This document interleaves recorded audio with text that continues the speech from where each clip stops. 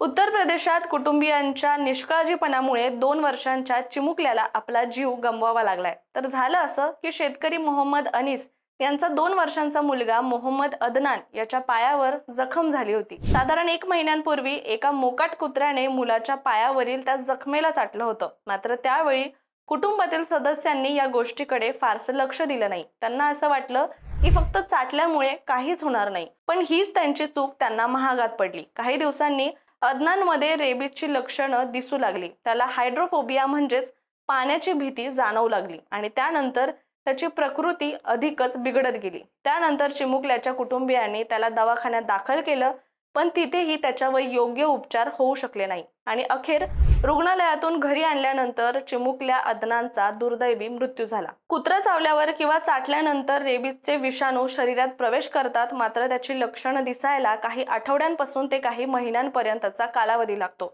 आणि अदनानच्या बाबतीतही तसंच झालं। शिवाय घरच्यांचा हलगर्जीपणा त्या चिमुकल्याच्या मृत्यूला कारण ठरलाय।